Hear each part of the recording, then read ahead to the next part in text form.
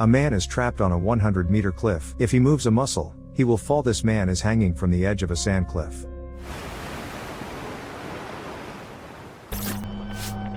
A group of surfers comes to a deserted island to ride the high waves. The friends have a great time and gather around a campfire in the evening. During these gatherings, the oldest surfer, Nilo, shares that he is in a relationship with a girl. Nilo now plans to quit surfing and move to Canada with his girlfriend. Everyone is happy for him, except for a guy named Alvaro. While everyone is having fun, a distraught Alvaro gets drunk and longingly watches his ex-girlfriend, Ona. The young couple recently broke up because of Alvaro's frequent arguments and cheating. That evening, she dances with another guy. Alvaro gets into a drunken fight with his rival and is rude to him. Soon Nilo takes Alvaro away from the dance floor. The friends chat about life. Nilo asks Alvaro to be honest about what is bothering him. Alvaro says that Nilo has ruined their plans together. After all, the friends would surf half the world and look for girls in the other half. Now Nilo thinks those plans are childish. He is in love with his girlfriend, and besides, they are about to have a baby. Nilo invites Alvaro to come to Canada occasionally, but he is not enthusiastic about the proposal. It turns out that Alvaro has already bought 2 tickets to a coastal city in Indonesia to go there with a friend to ride the waves. Now he presents tickets to Nilo and his girlfriend. This act touches Nilo, and the friends almost reconcile. But Alvaro still considers his friend's crush a betrayal. Afterward, Alvaro drives off alone in a car to the far side of the island. In the morning, he wakes up in his car with a terrible hangover. Several notifications arrive on his phone. Alvaro's sister informs him that it was her birthday yesterday, which he forgot about. Also, his father is seriously ill and misses him. But the family doesn't resent Alvaro. They are willing to wait patiently until he finds himself and wants to maintain a relationship with him. Meanwhile, he arrives at the most desolate part of the island. He takes his backpack and board with him and sets out to find a place to surf. Alvaro walks along the steep sandy shore and suddenly stumbles. He drops his board, and the loose sand takes him to a high, rocky cliff. Alvaro manages to hold on for a while with an incredible effort, but he can't climb back up because the sand will start to fall again. Alvaro digs his fingers into the sand but keeps sliding down the slope. At that moment, his phone rings in his backpack. Alvaro tries to reach for the phone to ask for help, but the sand takes him relentlessly to the edge of the cliff. He finds himself in a hopeless situation. He's hanging right over sharp rocks and shallow water, unable to move or save himself. Alvaro tries to figure out by ear when a big wave hits the rock so he can jump into the water without crashing. So he picks the right moment and jumps. He hits a rock hard in the water with his hip but swims up. He gets out on the rock, gets on his feet, takes a step, and immediately falls without feeling anything because he broke his hip when he hit the underwater rocks. After a while, he comes to his senses. In the second fall, he cuts his palm to the meat and breaks his head. His thigh is also covered in blood, but he can move his toes on his wounded leg. Alvaro takes his phone out of his backpack, but it's broken, and he can't turn it on. In desperation, he calls for help, but there's not a soul around for several kilometers. Alvaro wraps a t-shirt around his bleeding palm and decides what to do next. In his condition, it is almost impossible to swim to shore, but he has no choice. Alvaro slips into the water, overwhelmed by the pain. He tries to row with one arm and one leg, but he is exhausted and almost drowns. The internal bleeding causes his stomach to cramp up. He screams in pain and goes underwater. Alvaro no longer finds the strength to fight for life and gives up. He lets the air out of his lungs and slowly sinks to the depths. He mentally says goodbye to everyone and asks for forgiveness for his wrongdoings. At this point, he has a hallucination. Alvaro imagines that he was rescued and returns to shore with Ona. She says the guy she danced with at the bonfire party was just her gay friend. And Alvaro then humiliated her in front of everyone by starting a fight.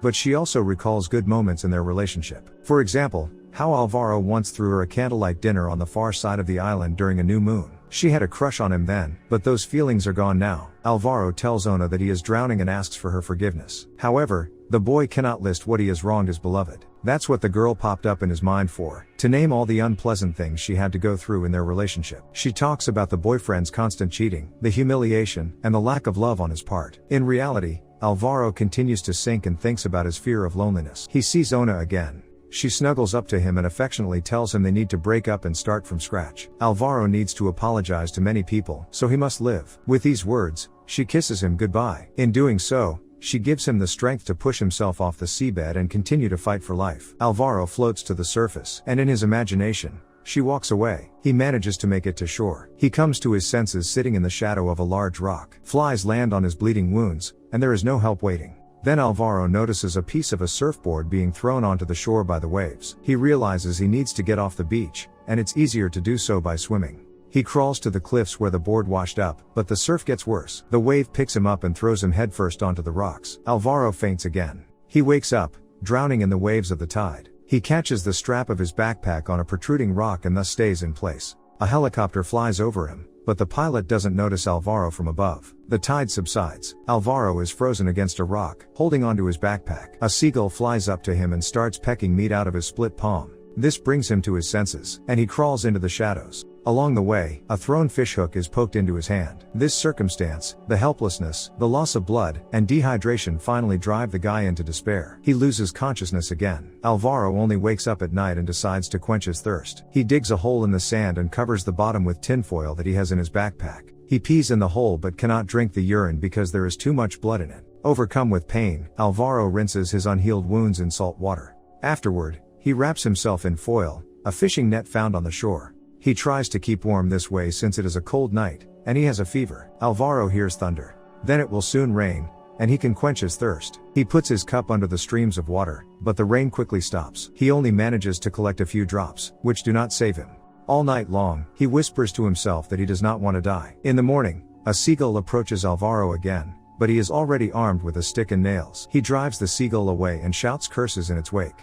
Just then, he hears his phone ringing somewhere nearby. Alvaro decides the phone has been thrown ashore, and it's working again. He digs his phone out of the sand and takes a video call from his parents. Alvaro tells them what happened to him and begs for help, but the parents talk about mundane things and don't notice that their son is in trouble. Then Alvaro realizes that this is another hallucination. He cries and tells his parents how much he loves them. The hallucination passes, and Alvaro again notices a wreck of a surfboard on the shore. Now the boy manages to get to it. Alvaro sees his surfer friends calling him to swim in the sea. It's as if he's on his feet and rushing to catch a wave. Alvaro realizes how beautiful his life was before this terrible accident, thinking about his friends and surfing. However, he continues to lie helplessly on the beach. He keeps repeating that he does not want to die as if it were a mantra. Alvaro tells the swooping seagulls that he is still alive. Then he thinks of Ona, pulls his will together, and decides to swim away on a piece of the plank with the rest of his might. Somewhere ahead, he spots a boat with people on it, but he can't tell if it's a mirage or not. Alvaro thinks of Ona and swims forward, but his strength fails him,